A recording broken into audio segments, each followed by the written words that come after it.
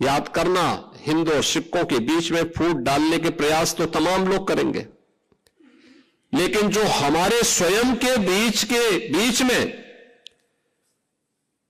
हम सबको तोड़ने की, कमजोर करने की साजिशें हो रही हैं, इससे कौन बचाएगा? और हमें इसके प्रति सतर्क होना पड़ेगा। हम सब आभारी हैं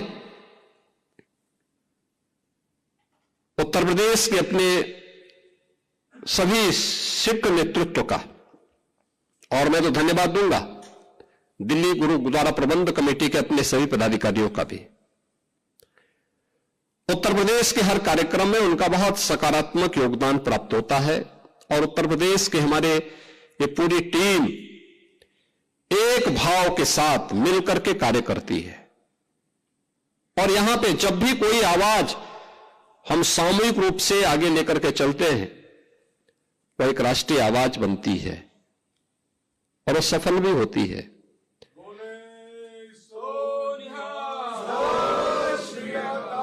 मुझे याद है गुरु नानक देव जी महाराज की 550वें प्रकाश पर्व के अवसर पर यहां पर कीर्तन का कार्यक्रम आगे बढ़ा। इसके उपरांत तो अनेक ऐसे कार्यक्रम हुए। बाल दिवस का कार्यक्रम हम लोगों ने जब कोविड कालखंड में प्रारंभ किया तो वीर बाल दिवस का आयोजन 26-27 दिसंबर के अवसर पर करते हुए यहां पर आवाज उठी थी कि राष्ट्रीय स्तर पर हो, और हम आभारी हैं प्रधानमंत्री मोदी जी के। उन्होंने 26 दिसंबर की तिथि को वीर बाल दिवस के रूप में अखिल भारतीय स्तर पर इस आयोजन को आयोजित करने का निर्णय लिया, और अब यह एक अपने आप में राष्ट्रीय आयोजन बन गया है कि पीलीभीत और अन्य कुछ स्थानों पर कुछ धर्मांतरण की बातें सामने आई हैं। हम सरकार के स्तर पर तो कार्रवाई कर रहे हैं, आप भी इसमें थोड़ा सजग होइए। और यहां की टीम गई और घर वापसी के बड़े कार्यक्रम को उन्होंने वहां पर आगे बढ़ाया। आपने देखा होगा किस प्रकार की साजिशें हो रही हैं। अभी बलरामपुर में एक बड़ी कार्रवाई को हम लोगों ने आगे बढ़ाया है, आपने देखा होगा, उसने रेट तय किए थे। यानी कैसे धर्मांतरण के कार्यक्रम को आगे बढ़ाना है।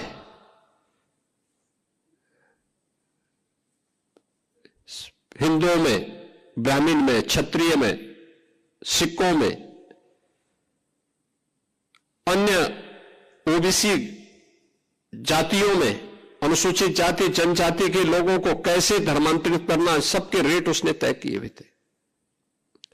विदेशों से उसमें धनराशि आ रही थी।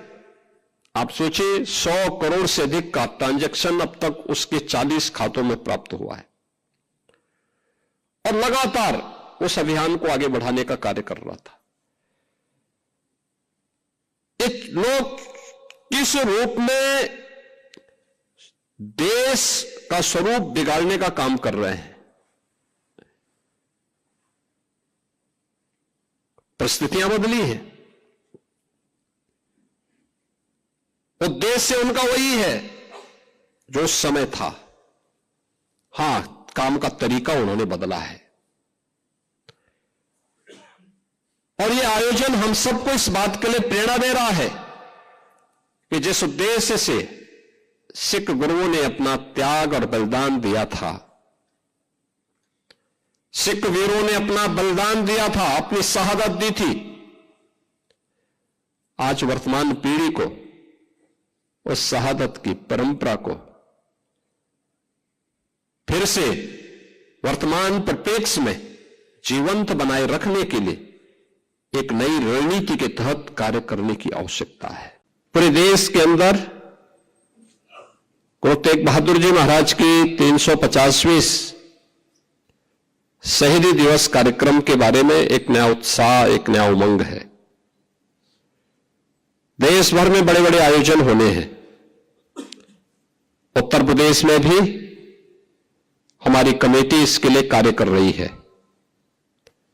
और 350वीं शहीदी दिवस कार्यक्रम का पहला कार्यक्रम आज उत्तर प्रदेश की राजधानी लखनऊ से दिल्ली के उस ऐतिहासिक गुरुद्वारे के लिए प्रस्थान करने जा रही है, जहां पर सनातन धर्म की रक्षा के लिए गुरु तेग बहादुर जी महाराज ने अपना शहादत दिया था। यानी 350 वर्षों के इस पूरे इतिहास को एक जीवंतता प्रदान कर रहे हैं, इस यात्रा के माध्यम से, इन कार्यक्रमों के माध्यम से। कैसा कालखंड रहा होगा जब उस समय औरंगजेब जैसा क्रूर और बर्बर शासक रहा हो, और उस समय सनातन धर्म पर हो रहे हमलों को ध्यान में रख करके एक जगह नहीं, हर जगह से अत्याचार के समाचार आते थे।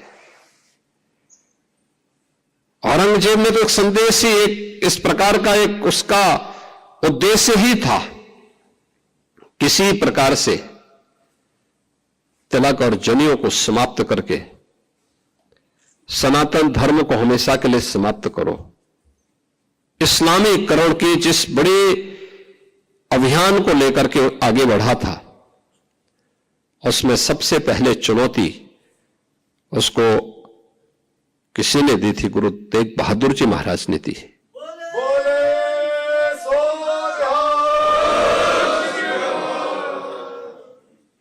आप याद करिए कि गुरु तेग बहादुर जी महाराज ने उस चुनौती को स्वीकार किया, और क्या क्या अत्याचार नहीं हुए। भाई सतीदास के साथ में, भाई मतीदास के साथ में, भाई दयाला जी के साथ में किस किस प्रकार का अत्याचार हुआ, किस क्रूरता की सारी सीमाओं को तोड़ करके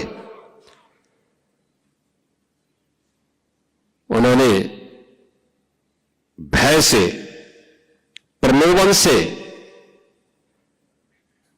गुरु तेग बहादुर जी महाराज को इस्लाम स्वीकार करने के लिए दबाव बनाया, लेकिन वे अपने पद से कतई विचलित नहीं हुए। उन्होंने अपनी शहादत दी, लेकिन आने वाली पीढ़ी के लिए एक नई प्रेरणा भी दे दी। यही शहादत की परंपरा है जिस पर वर्तमान भारत की नींव खड़ी है।